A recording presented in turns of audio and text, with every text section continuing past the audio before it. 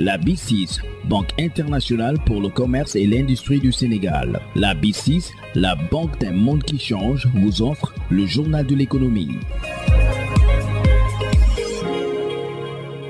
Bonjour et bienvenue. Le syndicat national autonome des pêcheurs artisanaux dénonce la vive altercation à Lompoul entre des pêcheurs sénégalais et des membres d'un navire de pêche. Son secrétaire général, Moustapha Dieng, invite l'État à prendre les mesures nécessaires pour éviter de telles situations. Un navire a encore profité de la nuit pour pêcher non seulement les ressources dans une zone qui lui est interdite, mais pêcher également les filets des pêcheurs. Pour quelqu'un qui sait combien coûtent ces filets, les intrants de la pêche étant trop chers. Mais les bateaux ne s'en privent pas, puisqu'il y a malheureusement certaines mesures qui n'obéissent à aucune base technique, qui interdisent la pêche nocturne à la pêche artisanale. Alors les bateaux ont la liberté de faire tout ce qu'ils veulent la nuit. Légalement, ils ne doivent pas pêcher en deçà des 6000 marins. Mais puisque la pêche artisanale étant interdite la nuit dans certaines zones, alors ils font ce qu'ils veulent. Ils pêchent partout. Et la semaine dernière, malheureusement, il y a eu des incidents graves à Lompoul parce qu'un bateau a été pris en flagrant délit.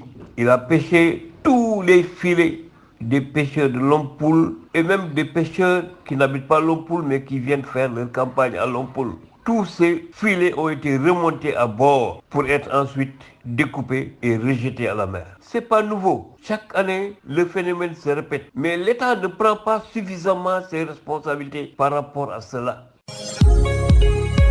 L'État doit prendre des mesures. Il n'appartient pas aux pêcheurs de faire la loi, de se faire justice. Nul n'a le droit de se faire justice. Il y a des autorités. Les inspecteurs des pêches sont des autorités assermentées qui doivent prendre leurs responsabilités pour éviter que les pêcheurs soient amenés à monter à bord des bateaux. Il va s'en suivre ce qui va s'en suivre. Des histoires entre les capitaines, entre les matelots et les pêcheurs. Ils ont pris un capitaine chinois qu'ils ont débarqué, mais le bateau a failli prendre large avec d'autres pêcheurs. Et ça allait provoquer encore des histoires beaucoup plus graves. Nous appelons l'État à prendre ses responsabilités par rapport au secteur de la pêche. Il y a trop de confusion. Et voilà depuis des années qu'on nous promet un conseil présidentiel sur la pêche pour apporter des solutions. Malheureusement, ce conseil présidentiel ne vient pas. Est-ce que d'ailleurs il va venir? Nous allons vers des élections en 2024. Avec tout l'espoir que nous avions fondé sur ce conseil présidentiel, espérant que le président va prendre suffisamment de responsabilités, il va faire preuve de générosité pour encore une fois accompagner la pêche. C'est vrai qu'il y a des efforts qui sont faits dans la subvention des moteurs, de l'essence, des gilets de sauvetage et autres, mais la pêche a encore besoin de plus. C'était Moustapha Dieng, le secrétaire général national du syndicat autonome des pêcheurs artisanaux. Le journal de l'économie, c'est fini. Merci de votre fidélité.